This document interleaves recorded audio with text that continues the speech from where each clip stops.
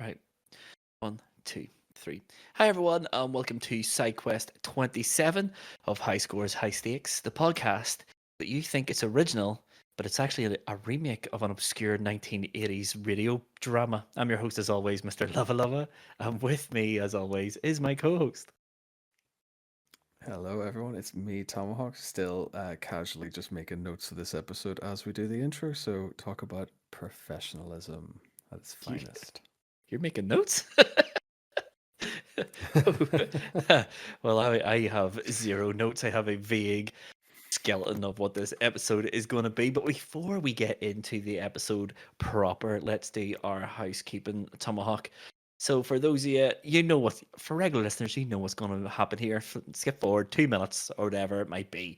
For those who are new and don't know what High Scores, High Stakes is, High Scores, High Stakes, whilst in season, is three friends competing in a league table against one another in PlayStation gaming challenges. Every week we select a new game and compete against one another in a challenge in that game. Winner gets 3 points, second place gets 2 points, third place gets 1 point, and the winner, the top of the league at the end of the season, gets the coveted High Scores, High Stakes Cup.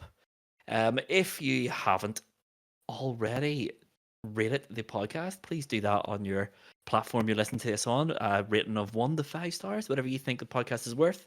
Go for it. If you want to do a written review, that is even better. If you want to follow the podcast or any one of us individually on anywhere we are on the internet, easiest place to be able to do that is go to highscoreshighstakes.com. On top of the page, you'll find a load of icons for everywhere you can find us on the internet. Just click them and you will be whisked straight there. Easy peasy. And if you haven't told a friend or a family member who you think will like this podcast about it, do it now. Send a text. You're on your phone. Listen to this thing. Continue to listen and send a text message with the link to the podcast. Do it. You know it's easy. It is super easy. No excuses anymore, folks. And with all of that out of the way, Tomahawk, I am going to jump straight into it. Tell me, Tom, what are you playing? It has been a massive upgrade from Cricket 24, I will tell you that much. It's not I saying have much. been playing a couple of. Well, that's it. It's not going to be very hard to beat, but what I've been doing is playing a couple of games actually. I'm trying to use this side quest to kind of maximize my backlog a little bit here. And what I've gone and done is I bought two new games, Of course. so not big wins for the backlog today. What I did start playing was this a game of your recommendation. You actually did Twitch stream it a couple of weeks ago. I bought Dino Break. Oh dear. I'm Um, sorry. that that that game is certainly something. It really It is. feels it feels like what they've done is they've put it to like beta phase and then just went, yeah, that'll do. Let's put it out and permanently put it on some sort of heavy discount. Yes, it is. Certainly is something. Just when the game kicks off, you have the crawl of what's going on. The Just text crawl, yeah. the one line that sticks out in my head is "Behold, Dino Break." It doesn't explain what Dino Break is or nothing. It explains nothing of what's going on in this game world. It is janky as all heck, isn't it? It's so like I've never seen input delay as bad Mm-hmm. Mm-hmm. in a game that clearly isn't. It just doesn't feel finished. The voice acting seems to be generative AI. The likeness, I don't think whoever made the game, who published it, devved it, whatever, don't know what humans look like or how humans behave or talk or move. Um, and it does this incredible thing where it's kind of like a mix of what Capcom does when you investigate a door or an item and what Tomb Raider does, where it gives you this like outer monologue of maybe I need to go do something. It kind of has Yes. this weird Yes. mix of both, and the key items are obscenely huge. Like I picked up the warehouse key, which is like the second or third room, and the warehouse key is probably bigger than the automatic rifle you pick up as well. So Yes. Yes. Yes. It does. Eh, how do you, I don't even know how to describe Dino Break.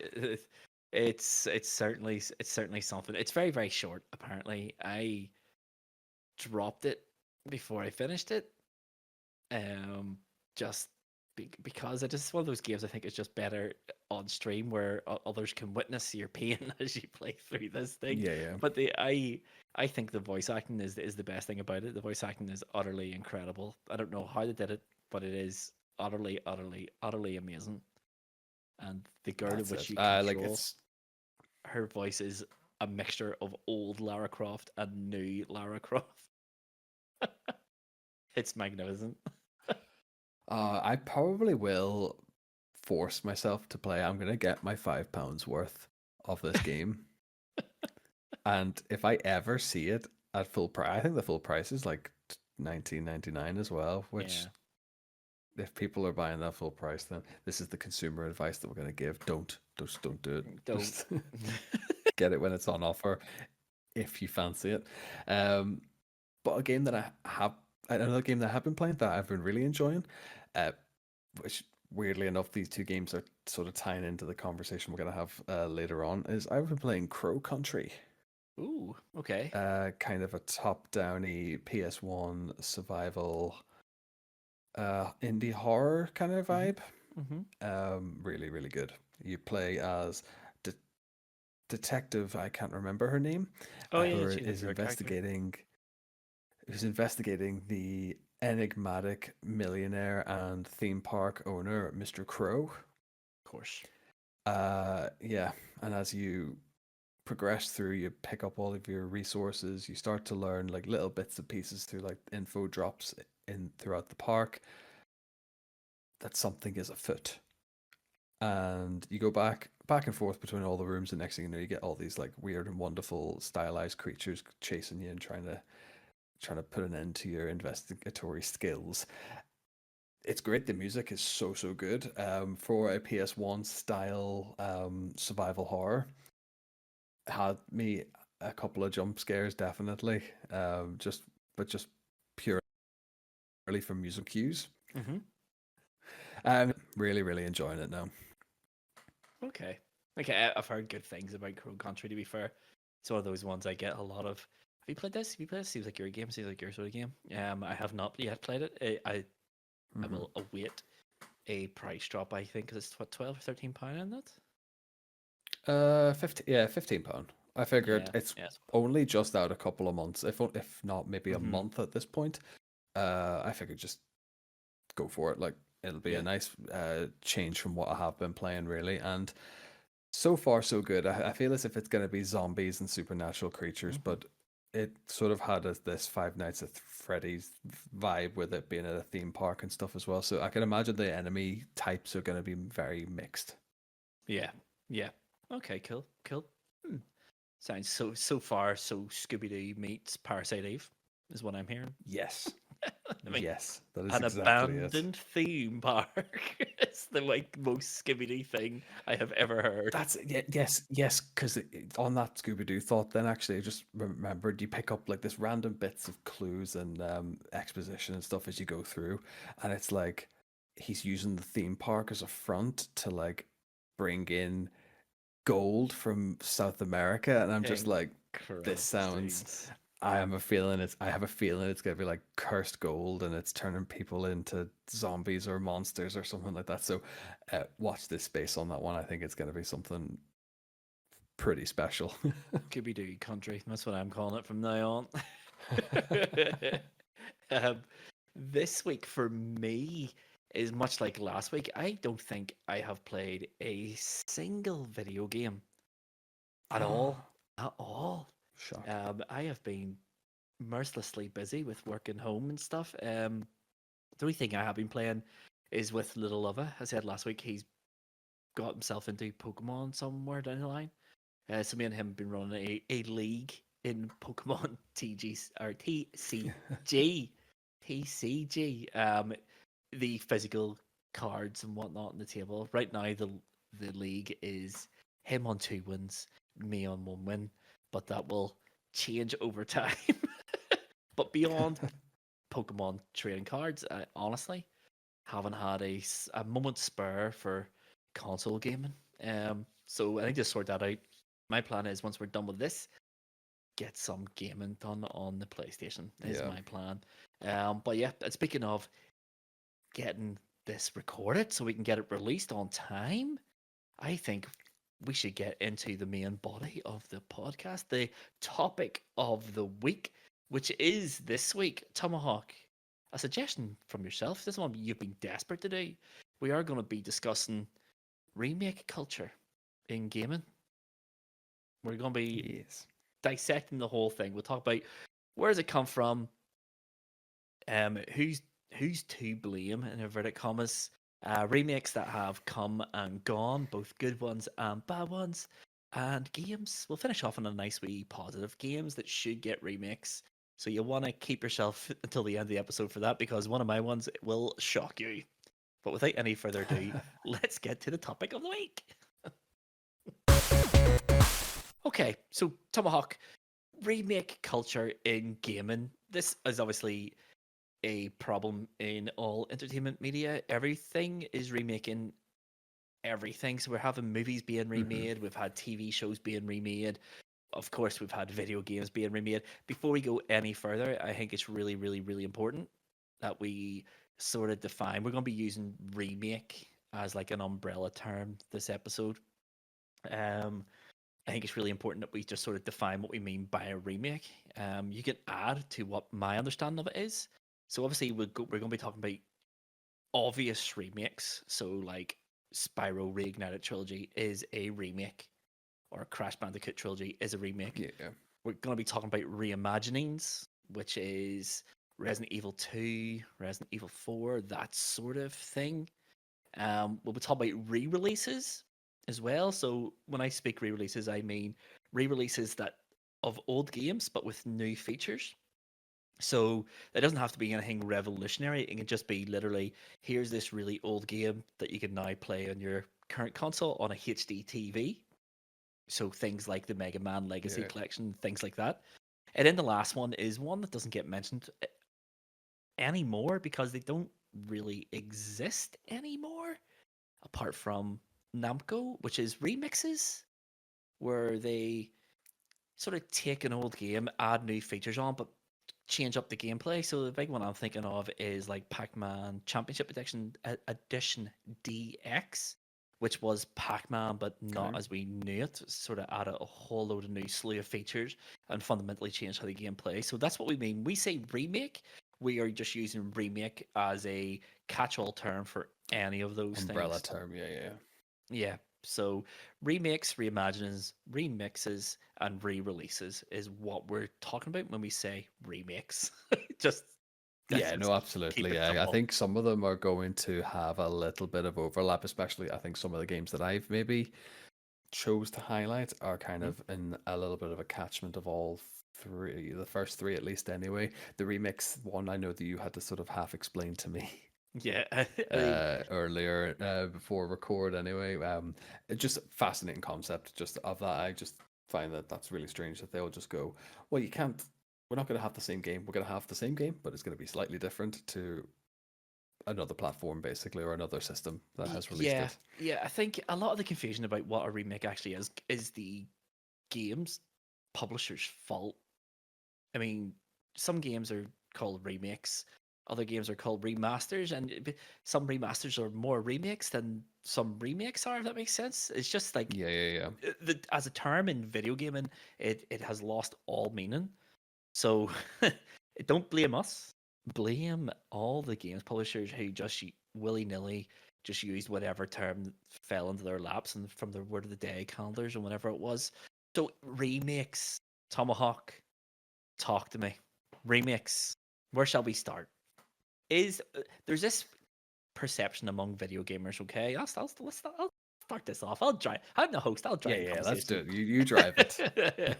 um, gamers have this perception, and it has become really prevalent from around about the pandemic sort of thing, where there was a lot of remakes coming out.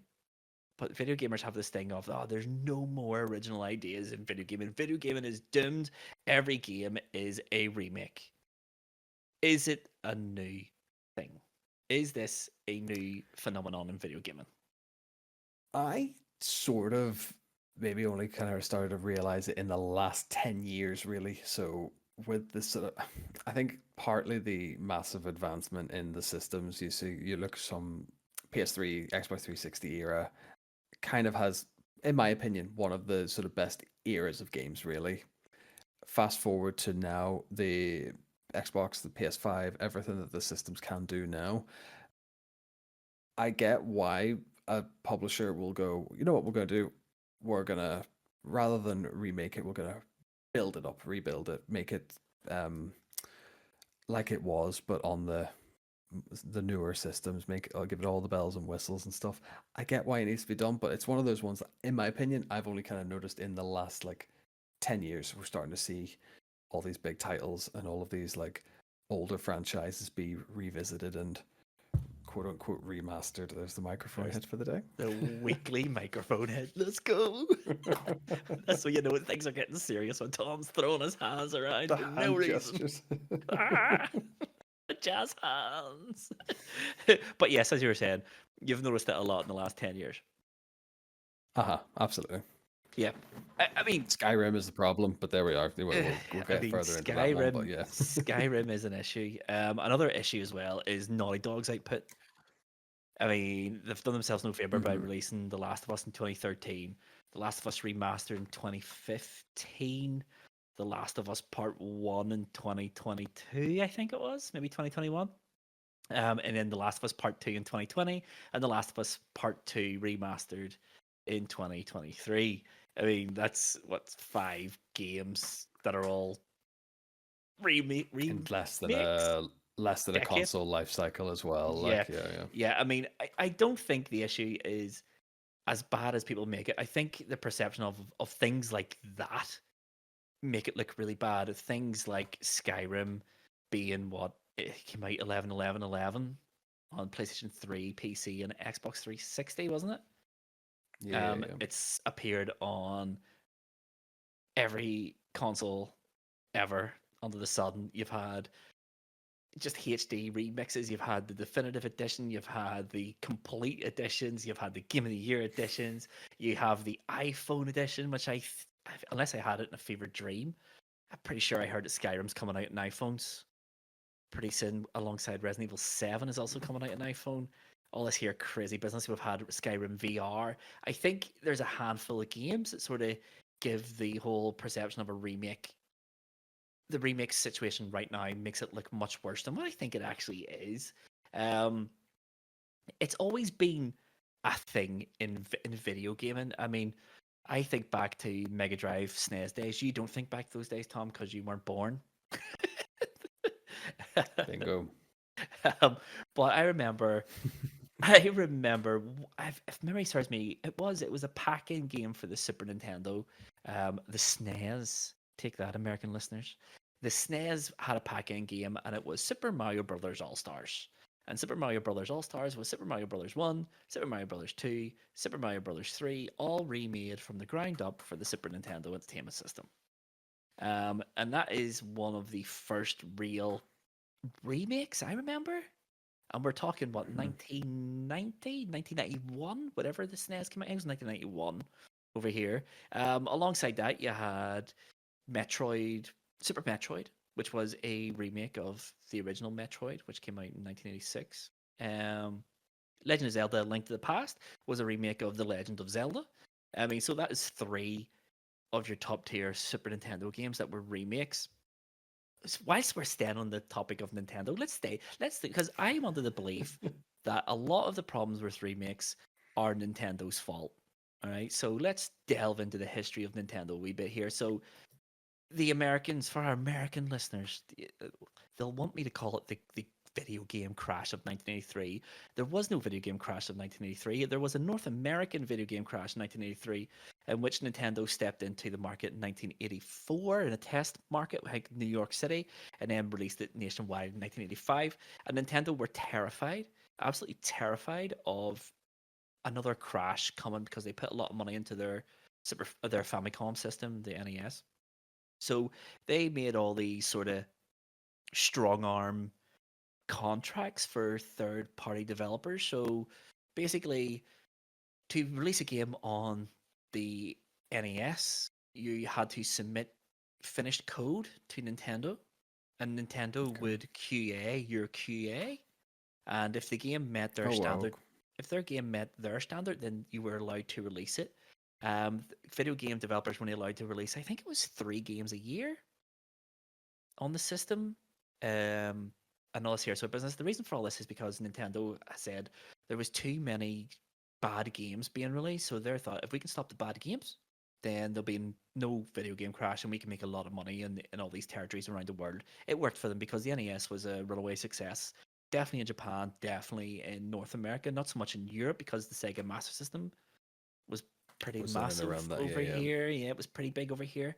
Um, so once all that came through, when the Super Nintendo came out, Nintendo tightened down their contracts an awful lot. So with the NES and the Super Nintendo, they had the QA, your QA, but they also had it written in their contracts that any game released on their system must remain a system exclusive for 2 years, which is mad.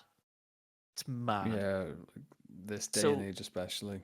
so basically what companies did to get around it. So companies like Konami and stuff who had more than 3 games they wanted to release per year, they made up all these like shell corporations and just released their Oh games under these dear. other companies. Um, and then what they did when this with the NES, it wasn't that big a deal because the NES was the major player.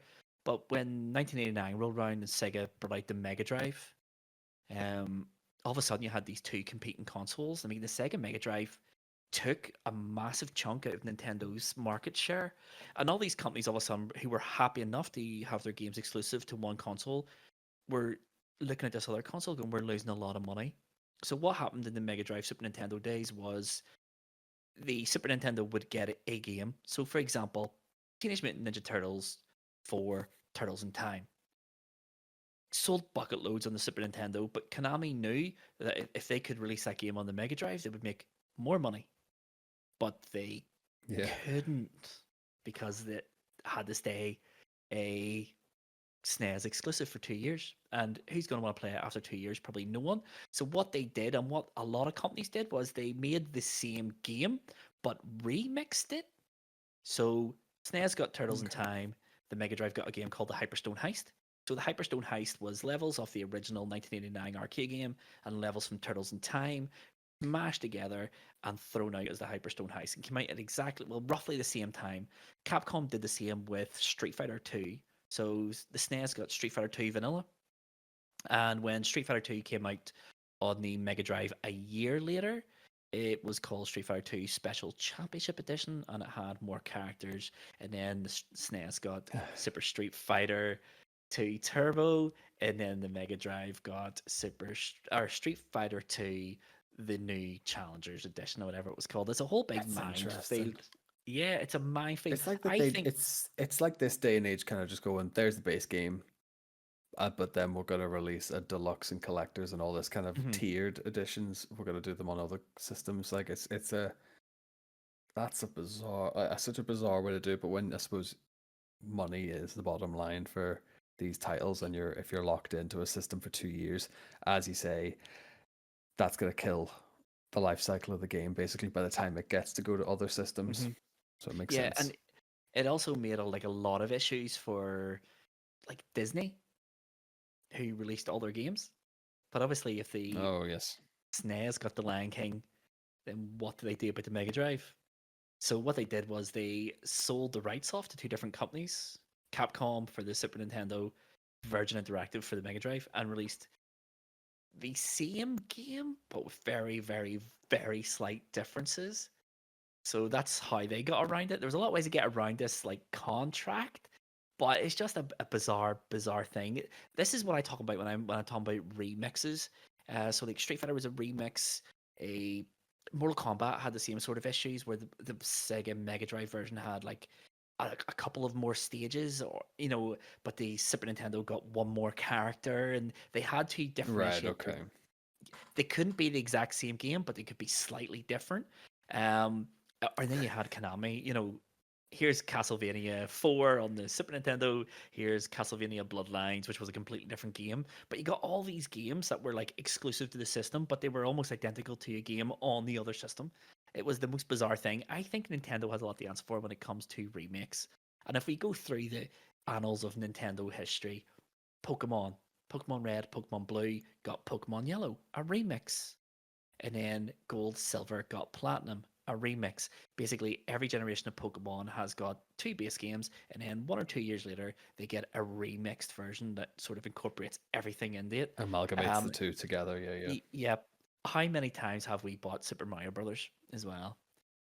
I'm pretty sure that Kieran from previous episodes, he said that he's bought the same game of Pokemon about 3 times over because Yeah. they add a new feature each time, or they've added a new card, or they've added a new set of Pokemon. I don't know. He just Nintendo written all over him. To be fair, no, Yeah. but that's it. I mean, there's an audience for it, and they're going to lap it up basically.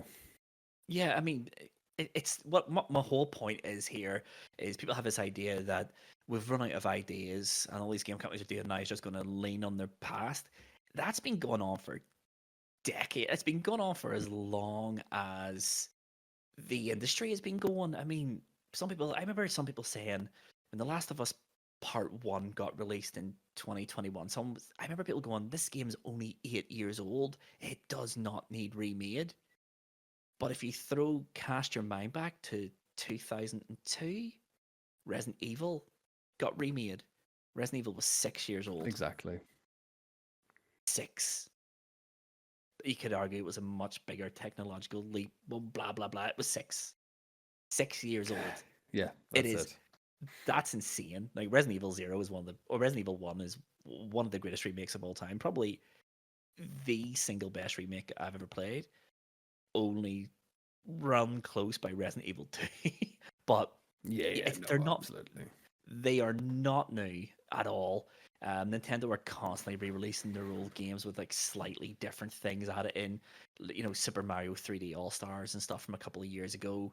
It's just the way the industry Yeah, is. like Super If Mario RPG as well. They've gone and done that. It's Donkey Kong we were talking about earlier. They'd rather just rehash and report rather than build on it, I suppose. But then that could be a case of just your niche, what its resaleability is like. Just give it fan service basically at the end of Yeah, the I day. think we talked about this in an episode a couple of weeks ago. One thing remakes are really really good for is filling in release calendar gaps. I mean, the games there, all you need to do is remake it. All the hard work stuff. You don't have to worry about music. You don't have to worry about level design, storyboarding. All this here sort of business. It's there. Just remake it. I mean, you think Metroid Prime got released on the GameCube, re-released on the Wii, re-released again on the Switch. Aye. They're really really good. If you have like an audience for a game, and it's not like a massive massive massive audience like Metroid's not. um, why not?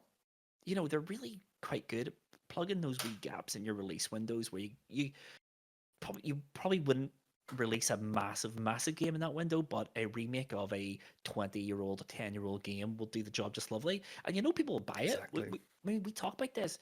We're all sitting complaining, what's with all these remakes? Why are we not getting new games? Because we buy them. Because we buy them. Do you know how many times I've bought Resident Evil 4, Tom? How many times have I bought Resident Evil 4? Or Oh, we're on how gonna many go consoles?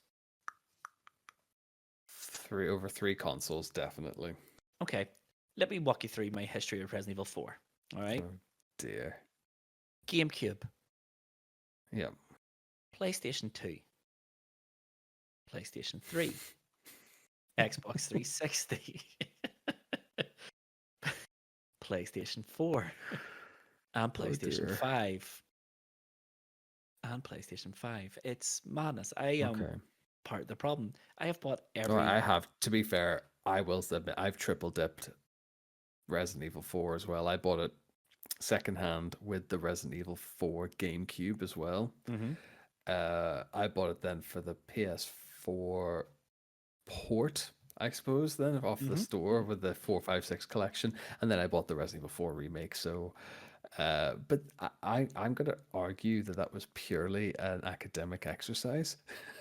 I mean, we are part of the problem. I mean, there are great games of the past that don't deserve to be forgotten about. I mean, Resident Evil 4 was class on the GameCube, but not so good on the PlayStation 2.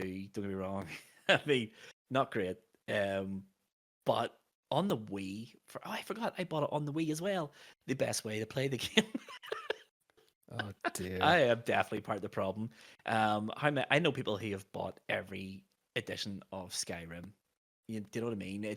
We're all guilty of rebuying these games. Nintendo are the Exactly. Yeah. Nintendo and Capcom are the kings of making us buy the same games over and over and over again.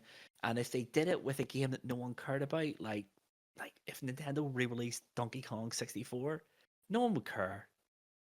No one would care.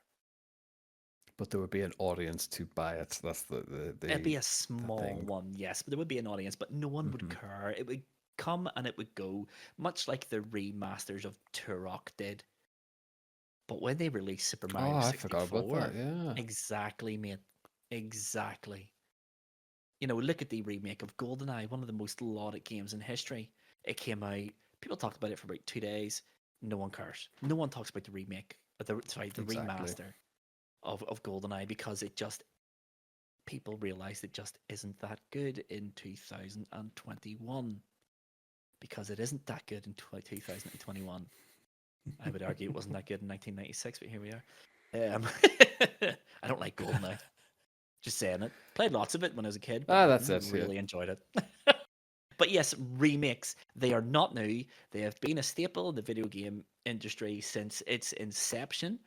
Nintendo are probably the worst offenders for it, but we all love it because it lets us play old games with the convenience that we all demand in our modern life. Everyone wants the convenience. I don't.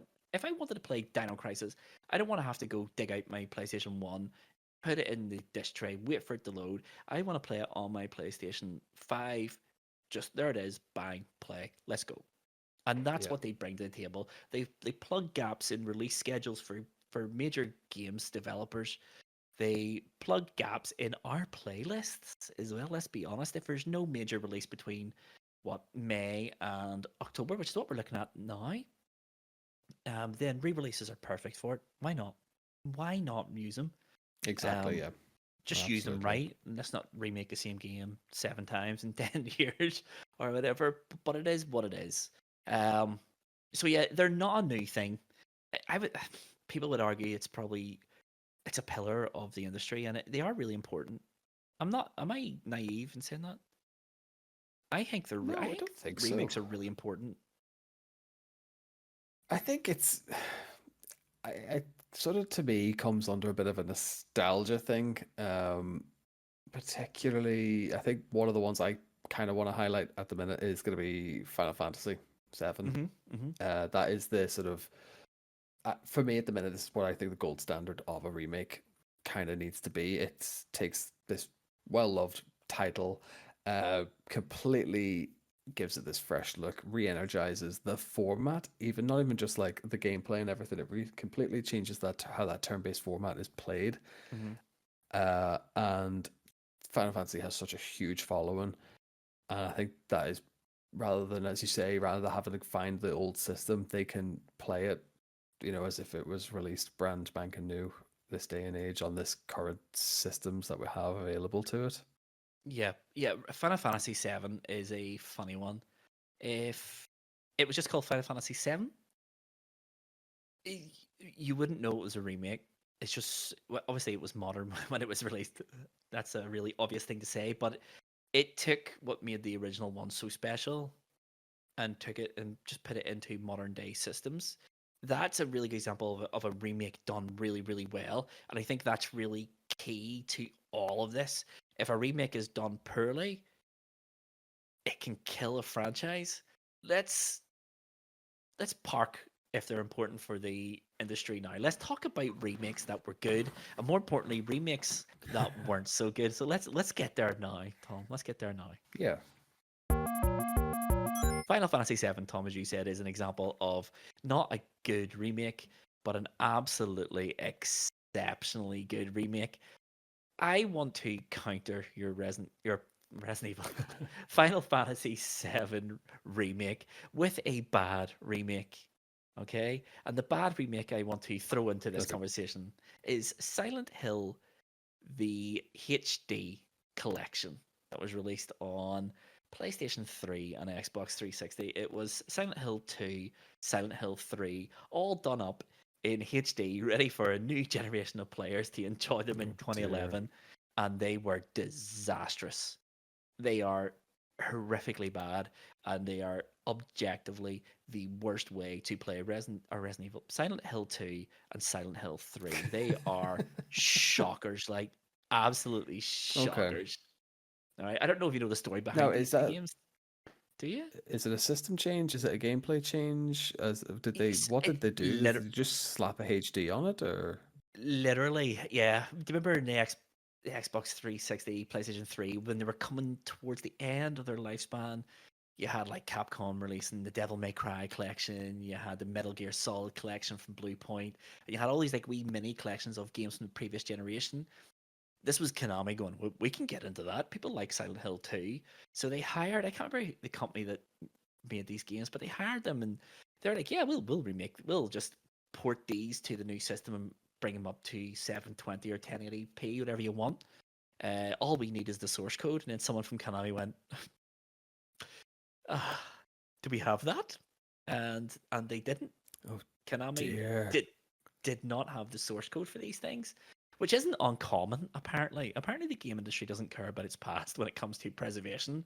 So apparently they had upgraded all of their computers. Obviously, they would have had to going from PlayStation 2 to Xbox 360, massive jump. They would have to upgrade their workstations, but just threw all the old ones out with all the data still on them. So there was no No this is the transferring source of code for these two information. games. Yeah. So basically, what they did, this company were like, "Yeah, well, we can still remake it, but it's going to be a lot more difficult now." So Konami give them the PlayStation 2 retail copy of Silent Hill 2 and Silent Hill 3 and said, "There you go, just backwards engineer it," and that's what they did. Oh They backwards dear, that engineered it. seems more work. That seems far more work than it ever needs to be. And it's Hijinks Yeah. Studio, just so you know, just on Thank you that very much. little Y- bit Yeah. of data mining there as we went. So Wow. they Okay, that's they just went reverse engineered it. But of course, we're talking about the PlayStation 2 era here. There was no first day one patches. There was no updating it. The retail discs that they were given was like version 1.0, which is the buggy, messy ones that get obviously when they repress, they update the games, and that's how they used to patch effectively back in the day. So they yeah. give them the worst version of these games and went, there you go, mates. And then they absolutely made a Horlicks of it by really removing the fog from Silent Hill 2's a big one because they couldn't get the volumetrics working on the Xbox 360, so they just removed it. I don't know if you ever played these games, man. They Is are it horrific. mm, is They're it safe to awful. say that Konami does not actually like Silent Hill? I'm just starting to think that like they don't want it. They want to retcon it from their history, and I I feel as don't if they're know. doing everything in their power to do that. I mean, but by the same time, I mean, yes. I mean, they shut down Team Silent after Silent Hill 4. The Room didn't do numbers, even though it wasn't their game and it was a game being made by an external studio that then got brought in to Team Silent in order to make it a Resident Evil. I keep on want to say Resident Evil, Silent Hill game. And then when it didn't do numbers, they were like, okay, bye Team Silent. So they got rid of them. I mean, Mm, yes. I mean, yes. They must hate it because they got Team Bloober doing their biggest game. the remake of two. Yeah, yeah, Yeah. But yeah. yeah, Anyway, Konami. we're getting. Yes. We could do an episode on the relationship between fractious relationship between Konami and Silent Hill. So not a great remake then. In Awful. the long and short of that. Okay. Awful. Um. Right. Do you want me, is this how we're going to do? Do you want to do back and forth? I'll go, what is a good remake, and you do what is a bad remake? Because I Yeah. feel as I if you mean, have more experience on the bad remakes. I am. Resident Evil 3 is one I think is a great remake, and I think this game does not get the respect it deserves. Um, Now, I know that there's a lot of creative license kind of taken in Hmm. Resident Evil 3 from the original. There's a lot that has been taken away. I think everyone talks about that the clock tower is this like big, wonderful piece of gaming that they just took out of the re-release. Yep. Um, I don't know. I think Resi 3 just has this like I don't know. It's something a bit beautifully done in a remake, and it's tasteful, and it's respectful of its source material at the same time. And Okay. it doesn't get With it just doesn't get the respect I think it deserves. okay, I am going to counter your Resident Evil 3 by saying Yeah. I think Resident Evil 3 is a great game, but a bad remake. I, Okay. I I agree with what you just said there. I think Resident Evil 3 is a really, really, really good game, but I don't think it treated its source material with any real reverence. I think it changed too much about the original game. I could see why the changes were made, but I don't think it excuses some of the more controversial decisions they made. So I am one of these people that thinks the clock tower in Resident Evil 3 is honestly one of the greatest designed survival horror levels I've ever played through. It is amazingly Okay. good, and removing that seemed sacrilegious to me at the time. My bigger issue with Resident Evil 3 is in Resident Evil 3 Nemesis in the PlayStation 1, the Nemesis that goes through changes over time, but he only goes through changes when he gets defeated by Jill, much like he does in the remake. However, Hmm. the iconic visage of Nemesis is 7'4" dude in a leather In the trench big coat. trench coat, yeah. That That didn't stays in last very Resident Evil. long, I will admit. Yeah, in the remake, they go you defeat him on the roof, and then he's no longer that. He turns into a dog, and then he stays a dog until the end of the game, where he becomes the gelatinous blob. I mean, I know why they did it. They got it less than a year to turn that out. So there's a lot of reused assets from Resident Evil 2 remake, and they couldn't have really or realistically remade the clock tower. I get that, and I don't think it's an issue. I think it's a really, really, really good game. I think it's a really bad remake. Resident Evil 3, a Okay. game that shows both sides of the coin at the same time. Good game, well worth a play. I Would really you enjoyed call it. it It's then a really good fun. reimagining then? I think If Resident Evil we're 2 discussing what sort of makes, yeah. I think Resident Evil 2 and Resident Evil 3 are total reimagines. They take the framework of the original games and change everything around. Well, a lot of stuff around. There's a lot of stuff different in Resident Evil 2 than what was in the original 1998 game. And I think about the Chief Irons is the big one, where in the original one there's a lot of sort of implied he's up to these things, where in this one he's just totally this woman He's hating. just straight up a bad guy, yeah. Yeah, yeah. But yeah, I would It's I would interesting argue though. I both of think them it are goes to reimaginings. say I think it's something to say for the Resident Evil ones in particular. It's a way of kind of bringing in new a new fan base in really. And plus, I think you're always going to offend somebody if you did it. If they remade 2, 3, 4 Hmm. beat for beat exactly as it was, you would please just as many people as you'd go. Well, can't we have something a bit fresh? So I get why like, you have to take a few creative licenses.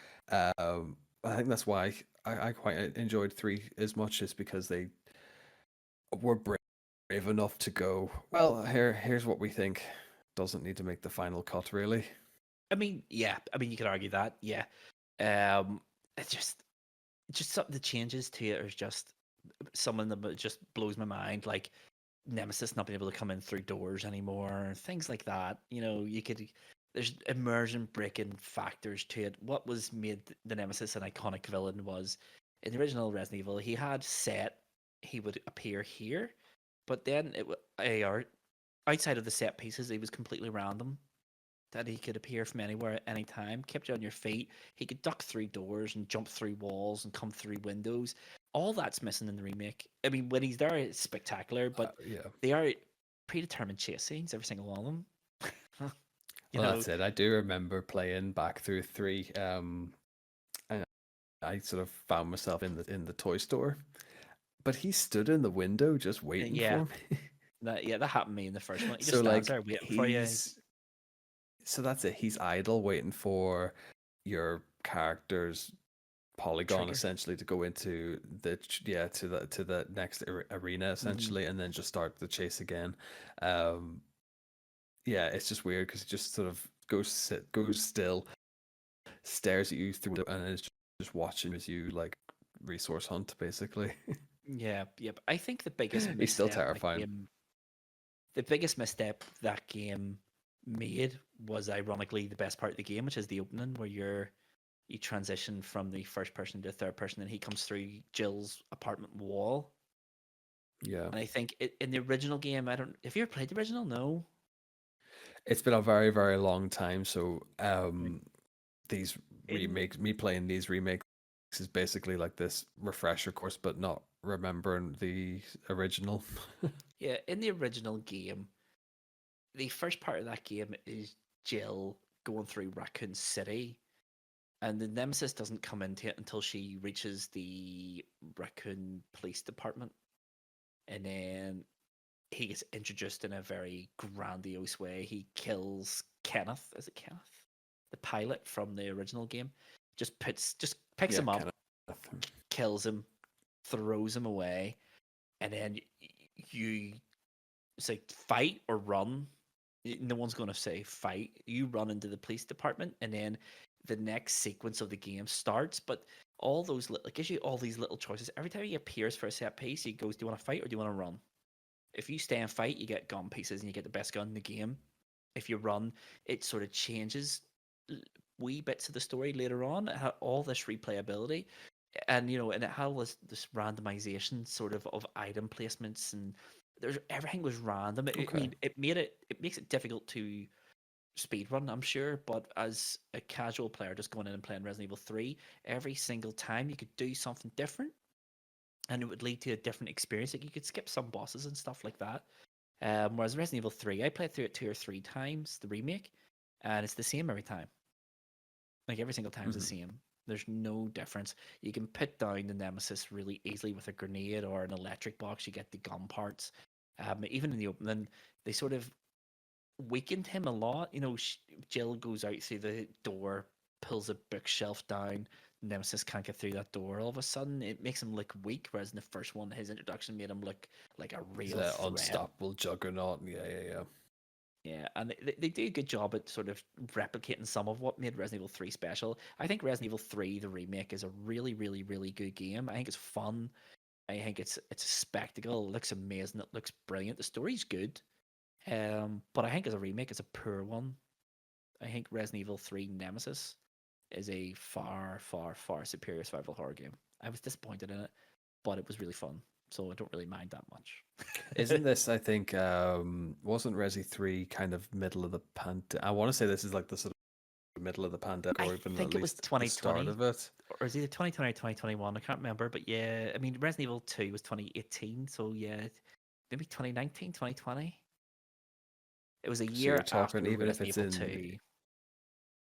so you could, I suppose you could argue it's a victim of circumstances. This is kind of why, bit of a side note, this is kind of why it's gone. I think got a second lease of life was because of the pandemic, but I Yeah. think that some games releases suffered from it. This is why Resident Evil 8 kind of falls flat on that, because it's kind of in this COVID window where you can tell Mhm. it's patchworked with work from home studios, and we're just gonna cut and paste the two games together, basically. I really like Resident Evil 8. But anyway, we've spent a long time talking about Oh Resident no, I Evil. What did, I is did. what is your third good remake that we've had? Hmm. I'm gonna controversial only because I haven't actually played the remake, but I think it looks stunning. Hmm. And I think what they've kind of done and chopped and changed ever so slightly, Dead Space. I think the Dead Space remake, I think, needs a little bit of a shout out on that one. Now, Okay. I at the time wasn't 100% sure that this game needed a remake. Yeah. Putting them side by side together, I'm very much like, oh damn, this probably needed a remake. Now, from what I imagine, we're gonna loosely use that term remake. This one was like from the ground up. We're gonna completely overhaul everything. We're ditching the silent protagonist. We're gonna go for the same approach that Dead Space 2 and 3 did. Hmm. We're gonna have Isaac be able to speak. It's gonna be a bit more interactable with other characters. The and I think it's just gonna improve the overall sort of light and mechanics and general gameplay. I think I loved the Dead Space trilogy. Hmm. I just refuse to pay full price for it. I really like Dead Space 2. Apparently, it's a great, great, great remake. Um, it's a game I would argue. I mean, I played through Dead Space not that long ago, a couple of years back. It's still a great game, the original. Um, Mm-hmm. I would argue it's probably one of those ones that doesn't really need it, but if it's good, and apparently it is great. But I'm the same as you. I refuse to pay too much for It's a it. £70, like a £70 game. Yeah, And if you put it into context, it released in around a month, either side of the Callisto Protocol. yeah, The Callisto. Callisto Yeah. Protocol is a free is a free game now. So Hmm. tell me which one is the more popular, and tell me which one is continually going to still make sales. It's the remake. They've got people like, I don't know if it's a strategy from EA at the time to Hmm. go get that out for, we know when Callisto Protocol's going out, either pep it to the post or hold off knowing that this game's going to be far superior. And we already Yeah, have an established fan base. yeah, they did that. I think Callisto Protocol was October 21 or 22. Dead Space was January 23. Yeah. So Callisto definitely came out a wee bit earlier, yeah. But it's funny you should say about Dead Space taking a game and completely rejigging it and sort of keeping its essence but changing everything else. My third and last bad remake comes from the GameCube. And it is, I think Cardinals mentioned this game before in the past. It is Metal Gear Solid, the Twin Snakes. Oh, damn, I didn't even think about them. This wasn't a great That remake, if I remember correctly. no, it was awful. Don't let the price of that game now convince you it's a good game because it is not. It is an utterly atrocious remake of Metal Gear Solid. Basically, what it was uh, Konami, for whatever reason, I don't know. I mean, I would love to know what was in the water that day when they came up with this idea. But basically, they wanted Metal Gear Solid on the GameCube, but there was this enduring console exclusivity clause with Sony, so they couldn't just re-release. So they remade it. I can't remember who made it. I don't want to know who made it. But what they did was they took Metal Gear Solid One's basic skeleton formula and structure, and placed it into the Metal Gear Solid 2 engine. So all the additions that were in Metal Gear Solid 2 are now in Metal Gear Solid. So you had like the um, physics for all the items. You could go into the first person shooter. You could grab guards, take them hostage. Use them as body Okay. shields and stuff like that. All these changes did was just break the game. It just made everything far too easy. A part of what made Metal Gear Solid so difficult was the restricted camera angle. You didn't really couldn't see too far ahead of you. You could see enough Yeah, yeah, yeah. to plan and prepare, but this just let you see the whole level. And the levels in Metal Gear Solid 1 were small because they were on the PlayStation 1.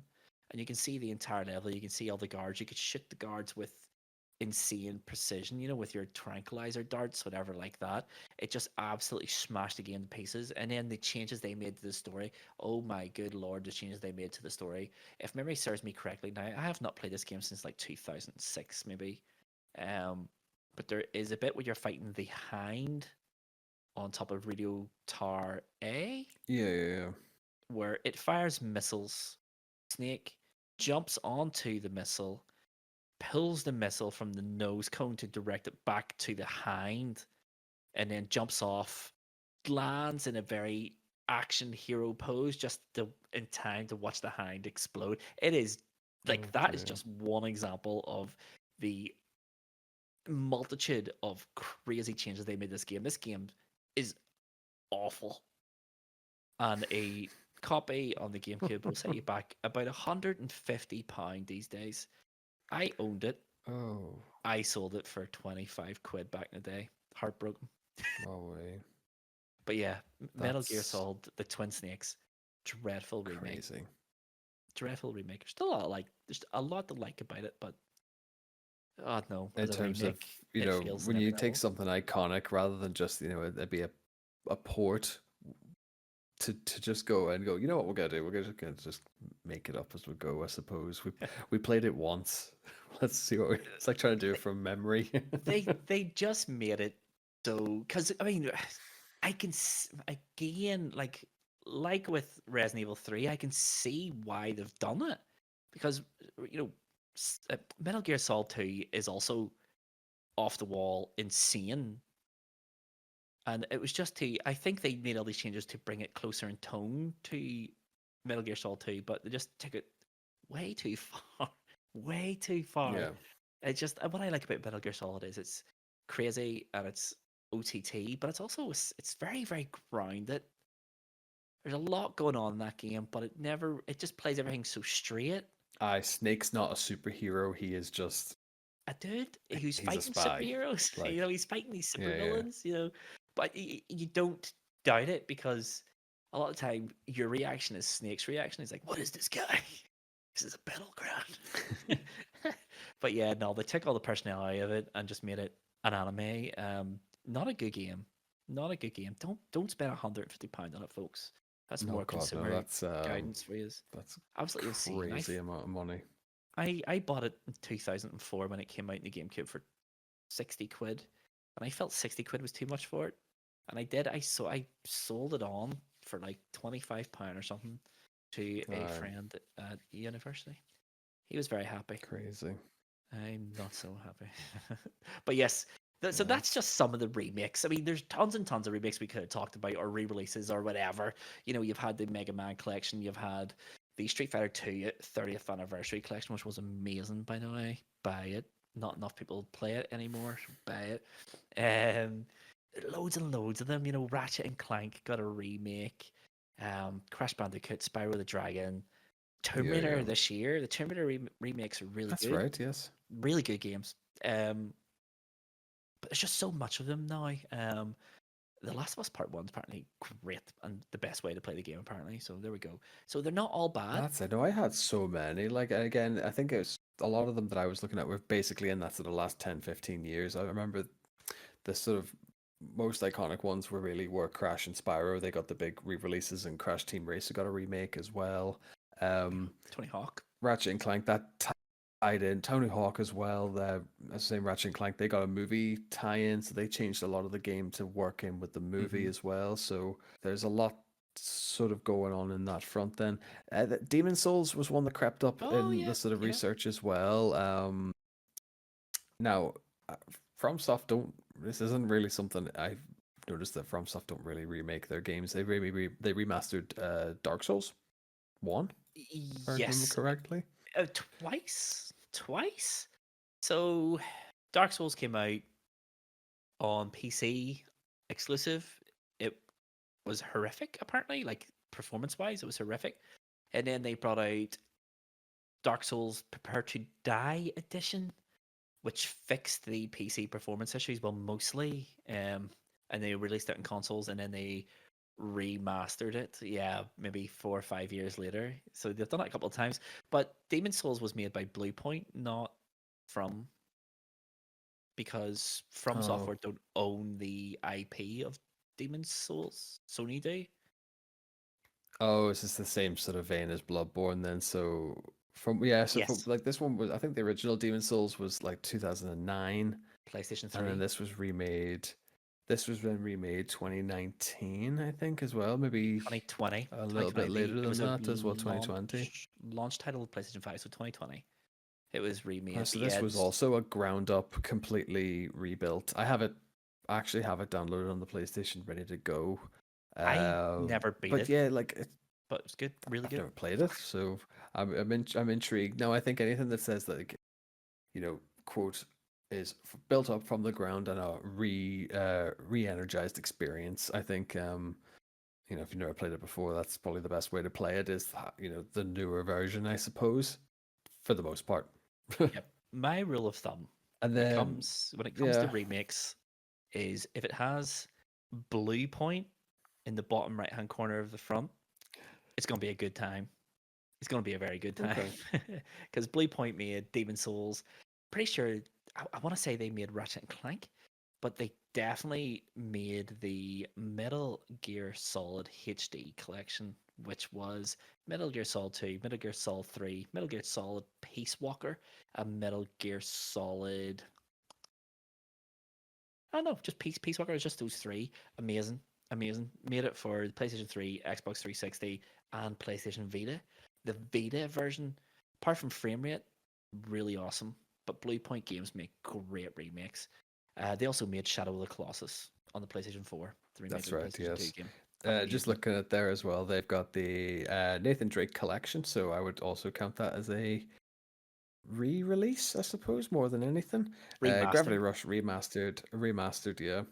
The God of War collection. So yeah, these guys have a pretty good pedigree of this sort of stuff. It's the collections that they have in their backlog, so it speaks volumes that they know what they're doing when it comes to remakes and this and the like. Blue, Blue Point are unreal. They know their stuff. They know the Sony hardware, and they Yeah, know how to get the best out of it. I mean, Demon Souls is very, very, very impressive. It's a very technically impressive game. But yeah, I think remakes have always been in game, and I think we've talked about that enough. There are some good remakes out there, some excellent remakes. Some of the best games of the last 5, 6 years have been remakes. In fact, I would argue. There are some bad ones, but the remakes aren't going to suddenly take the place of new and original titles because they've been around for as long as this industry has, and it's never done that. It's not yeah. going to start now. They do have a place in it, but what I want to know, Tomahawk, in the next section of the podcast, and I'm going to give you some thinking time here. We'll throw in a jingle or something. I want to know if you had a couple of games you want to get remade in the near future, what they were. So let's take that wee pause, give you some thinking time. Let's do it. So here we are. We are now at the part where we've talked about what remakes are. We've talked about good remakes. We've talked about bad remakes. Let's talk about games that we want to see get a remake. I'm going to start the ball rolling by saying I think the most controversial thing I've ever said in this podcast. I think I know exactly what you're going to say as well. It's the worst part. I think Dino Crisis should get a remake. Remake Dino Crisis. Capcom, now. Come on. Jokes over. If we don't, Lover will have to play Dino Break, and I don't think we've already I established he mean, doesn't really want to play Dino Break. listen, right, okay, right. I know Capcom's listening to this. Capcom, listen, mate, right? I was so desperate for a Dino Crisis remake. I discovered this pretty dreadful indie game that attempted to remake Dino Crisis. It was awful. I persevered my way through that. I live streamed it. You can check it out now if you think I'm landy at Capcom. Remake Dino Crisis. Remake it now. Like the time has come. The time has come. What really annoys me about Dino Crisis, right? And I think I've said this before in the podcast, was I remember when they announced Exo Primal and they made it look like it was Dino Crisis, man. The main girl character in the game looks just like Regina from Dino Crisis, Okay. and then they're like, "Oh no, this is Exo Primal," and I was like, What is this?" Capcom, the joke's over. No joke, right? See if Capcom remake Resident Evil 1 again before Dino Crisis gets remade. I mean, I don't know. I don't even know what I'll do, but it won't be good. It won't be good, Tom. Remake Dino Crisis now. Tom, what's your first game, mate? That's my rant over. Well, you've taken the Capcom. Well, you've taken one of the Capcom slots anyway. I was gonna say I want to see Code Veronica be remade, but I think Sony have, or I think they've already announced that that is going to be happening in the near future. Rumored. So I'm not going to talk about that one. It's rumored. I think we'll probably Rumored. get it before we get Resident Evil 9. That being said, what Mhm. I want to see remade, reimagined. However, we want to throw this one. I want to see Fallout New Vegas. I Okay. don't want to see a sequel. I want to see a remake of Fallout New Vegas because Okay. let's say it's the best thing that Bethesda Obsidian have ever put out. And that is a fact. We've established that long in this podcast. I mean, I'm just I'm sick of having to like not have a copy of, as you say. I just don't. I want to be able to just go yeah. boom, boot it up, play it. Uh, I think it would do wonders for it. Just that, even just a graphical update Yeah. more than anything. Just keep everything exactly the same, and it's long enough now. I think they're not doing a Fallout 5 anytime soon. I think they've long said that. Oh, it's been a while. Maybe we should like think about that. I mean, like what like that's all you have to do is just take it, polish it off, ride the coattails of the TV show success, and you've another decent Mega out hit. hit on your Yeah. hands. Yeah. Yeah. Fallout New Vegas is a great game. I haven't finished it, but I played through a significant portion of it really recently. It's really good. Still really good. Um, some of the mods on PC do give you that graphical update. It's not the same thing, don't get me Okay. wrong, but there's one graphical upgrade you can put on it. It makes it look like a new game. Really good. It's still a great game, by the way. And it is easily the best thing Obsidian's ever done. Um but yeah, yeah, it's a shout. It's a shout. I would love to see a new Vegas remake, remaster, whatever. Don't care. Make it happen. Just not before Dino Crisis Capcom. I swear, see if New Vegas gets announced, released before Dino Crisis even gets announced. Man, I don't even know what I'll do, man. But it's not good. It's not good at all. But anyway, I'm getting That's myself it. worked up here. Yes. I'm getting myself worked up. My second game that I would like to see get a remaster is. I don't know what I would take a new entry into this one. I was writing the review for the website for Destruction All Stars. Okay. And I think I finished off that review with the line, maybe if this game was called Twisted Metal Destruction All Stars, it would have saw more success. I would love to see either a new entry into Twisted Metal, and I'm thinking just do a battle royale Twisted Metal game, 100 people driving around a big arena blowing the life out of each other would be That amazing. would be great. Or remake Twisted Metal Black, the best game in the franchise for me. That's my next one. Twisted Metal Black or a new Twisted Metal game. Sony, get Blue Point on it. Blue Point, hit me up. I'll take commission on the ideas. Just make sure there's a battle royale mode in there. Because imagine a battle High royale. scores, high stakes at gmail.com, by the way. Yep. Yeah. But yeah, Twisted Metal. I would love to see a Twisted Metal. I really, That's a back in good the shout. day, one of my most played games in the PlayStation 1 was Twisted Metal World Tour. Absolutely fantastic series of games. Um, But it's another one you could just ride the coattails off. the The TV TV show. show has been a big success as well. Yeah, the TV show was quite Like decent too. I liked it. Fun. like it's not. I say it's not difficult. Like I mean, what do we know? We're What just do the we know? guys who sit behind a laptop and talk about this kind of stuff on the weekly Mhm. basis. But there we are. The one I kind of wanted to talk about ever so slightly, and this might just be a recency bias thing, and I know the fact that they've already said that they're canon, they're holding the IP, they're canon any form of a sequel for it. I don't think it needs one from memory. I would like to see even just a polish off or remaster of Days Gone, or just some Yes, sort of like denouement. definitive edition, even if it's just to kind of add, even to go the Last of Us Part 1 route and just add a game mode, even like add a horde roguelike type situation to it, just to give it a bit of a, like, if you're not going to make a sequel, give it a new, fresh lease of life, really, and bleed it dry until nobody wants to talk about Days Gone anymore. Days Gone was awesome, man.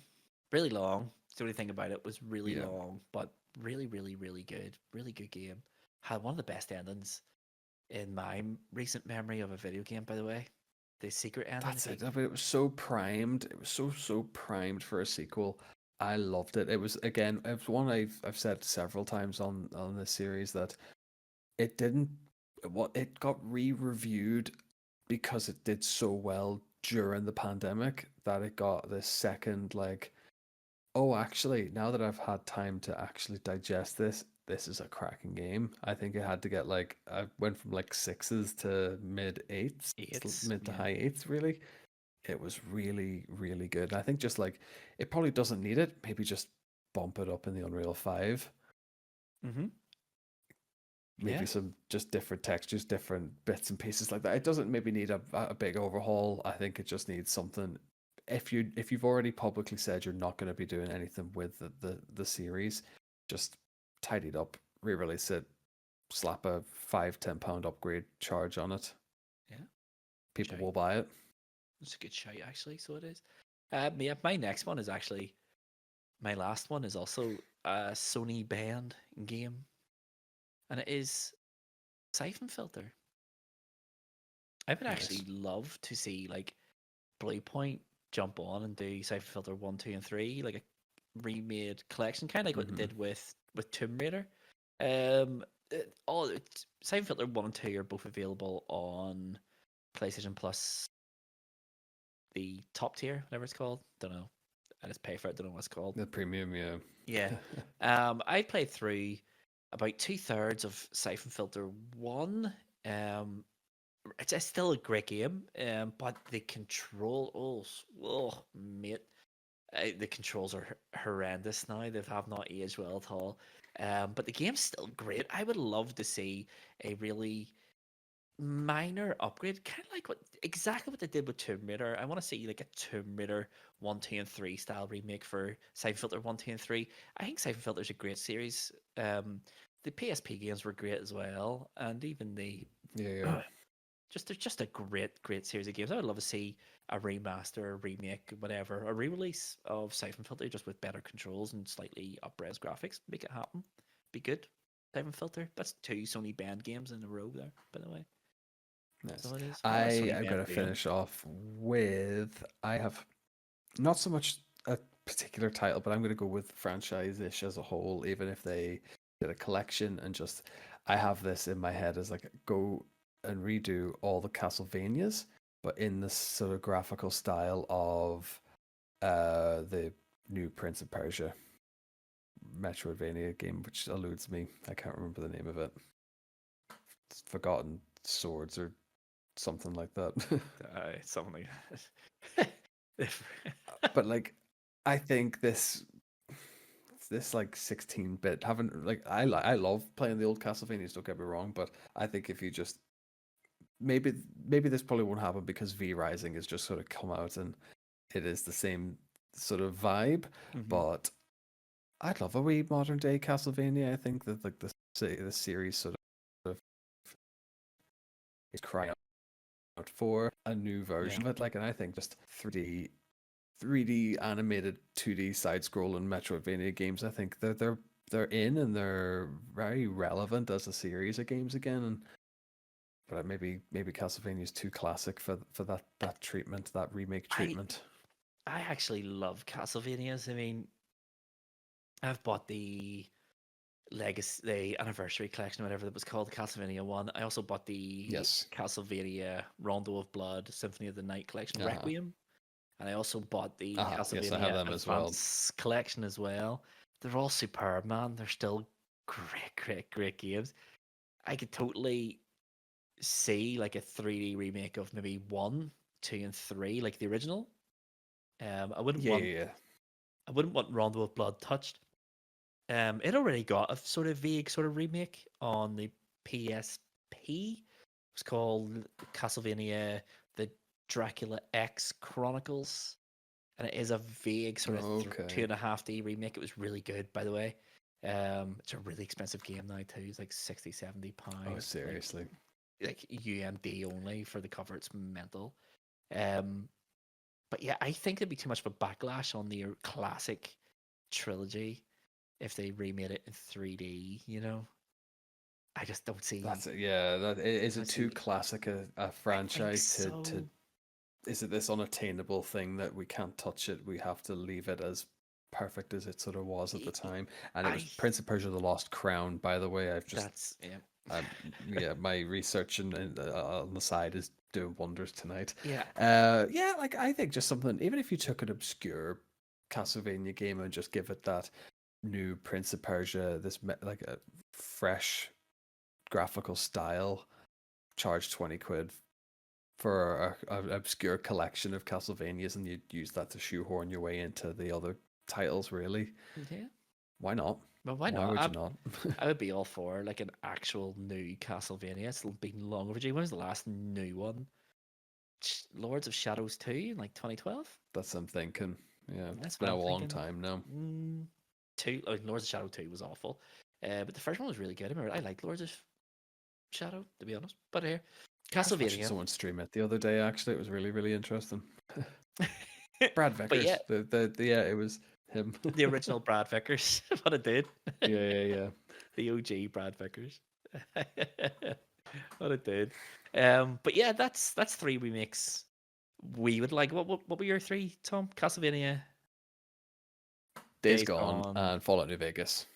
and mine were, I can't remember mine. Siphon Filter, Dino Crisis, Dino and Crisis. I can't remember what the second one was. Yeah, that's what it is. What it is. That's the joys of not having notes, I suppose. Oh, it's Twisted Metal. It was Twisted Metal. Twisted So Metal. before we get to the wrap up section, okay, let's ask one more question. General consensus in 2024 is the games industry is going to collapse upon itself because of no new original games and too many remakes, remasters, etc., being released. Are remakes bad for the industry? No. I think they create lovely little talking points and they create lovely little moments of nostalgia. And I think it does break up. Like, there, we talked a couple of weeks ago about the massive cuts in the industry, but also at the same time, they are still churning out massive amounts of titles like all the time. Like, I think that we had so many, like the Descendants dropped quite recently there, and you're getting so many of these like free to play shooters and stuff. And fair enough, the market's gonna be saturated in that, but then I think a remake is a nice, like, lovely throwback and kind of lets players get into that little comfort zone, but with a fresh look on things. Yeah, I agree. I think remakes are really, really good for the industry. As counterintuitive as that sounds, I just can't help but think back to the Mega Drive. If it wasn't for companies like Capcom, Konami, who circumvented Nintendo's contracts, there wouldn't be a games industry. There would be Nintendo, because there wouldn't have been space or room for a company to come in and challenge them realistically. Certainly, Sony would have no place in the industry when you think about it. So, some of the big hitters on the PlayStation 1 were traditional Nintendo games like Final Fantasy. Metal Gear Solid was an NES game as well. Yeah. It's just lots and lots. I think without remakes or remasters or remixes, whatever you want to call them, without them, there wouldn't be an industry. It certainly wouldn't be one as competitive as it is now. It certainly wouldn't be one as. It would certainly look different. It would look super different. I don't know, if it wasn't for Sega, Nintendo would have had to rethink their contracts. If it wasn't for PlayStation, console exclusivity as a regards of Nintendo's contracts, Nintendo ripped those up when the PlayStation came out. I was like, listen, just give us what you can. We'll take whatever you'll give us. That's it. That's it. I think remakes are really, really good for the industry. I think they, as you said, they fill gaps. They are quicker to make than big releases. They are cheaper to make than big releases. You can do it with less developers. You can split a developer in two, one making a new game, one remaking an old game. You can double the workforce. You're doubling your profits. I think if we want to move on as an industry, we need to rediscover this double A. We've said this before. Find those double A games. Nothing screams double A more than a really good remake. They are double A by their definition. I don't think there's anything to worry about with remasters. I would worry if they stop. If they stop. But anyway, I think that's brought us to the logical end of our conversation. Yeah, Let's get to the wrap-up section, mate. Let's get to the wrap-up section. Cool. That is it, Tomahawk. Another episode all wrapped up, which means we have to go through our boring housekeeping again. I'll make it nice and swift. If you haven't reviewed us, please consider reviewing us. Give us a rating of 1 to 5 stars, depending on what you think we deserve. If you haven't yet, give us a written review. That would be amazing and really appreciate it. If you haven't told family or friends about the podcast, please do that as well. The more ears and eyes we get on it, the more content we can produce. If you want to find us anywhere else on the internet, the easiest place to do that is highscoreshighstakes.com. Click on the links at the top of the screen. It'll bring you to TikTok, Twitter, Instagram, YouTube, the whole heap. There's also a wee button there if you want to send us an email. Blue Point, if you want to write up that contract and email us. That's how you do it. And with all that being said, Tom, remakes aren't the end of the world, but this is the end of the episode. I have been Mr. Luvva. This has been High Scores, High Stakes. Thanks for listening. Love y'all. Bye. Bye.